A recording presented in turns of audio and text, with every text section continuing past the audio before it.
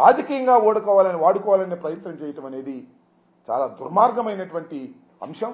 దీనికి మీరు అన్ని విధాలా మూల్యం చెల్లిస్తారు భవిష్యత్తులో అనేది కూడా ఇవాళ నేను చెప్తున్నాను. దయచేసి గుర్తుపెట్టుకోమని కూడా మనవి చేస్తున్నాను. ఇంకపోతే పవన్ కళ్యాణ్ గారు ఇవాళ నిన్న ప్రాయశ్చిత్త దీక్ష ప్రారంభించారు. ఇవాళ కనకదుర్గమ్మ గుడి దగ్గరికి వెళ్ళి మెట్లను కడిగారు.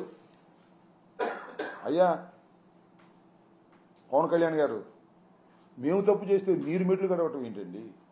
మేము తప్పు చేసామని నిరూపించండి, నీ బూట్లు తుడుస్తా నేను. మేము తప్పు చేసామని నిరూపించు.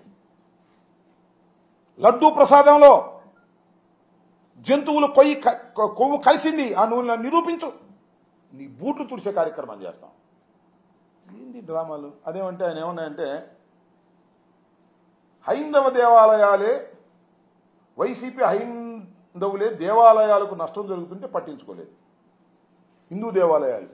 నేను మనవి చేస్తున్నా, తెలుగుదేశం ప్రభుత్వం అధికారంలో ఉన్నప్పుడు విజయవాడ రోడ్డు మీద ఉన్నటువంటి అనేక దేవాలయాలను పగలగొట్టి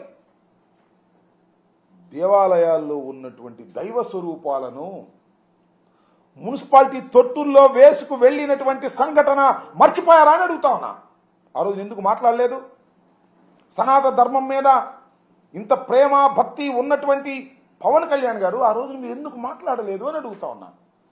ఇవాళ మా మీద రాజకీయంగా కక్ష తీర్చుకోవడం కోసం మీరు ప్రయత్నం చేసేటటువంటి ప్రయత్నం చేస్తున్నారు. ఇది తప్పు కదా? ఇది సాంప్రదాయమా? దీన్ని భగవంతుడు క్షమిస్తాడా? నేను అడుగుతా ఉన్నా. అంతేకాదు, ప్లీజ్ సబ్స్క్రైబ్ .న్యూస్.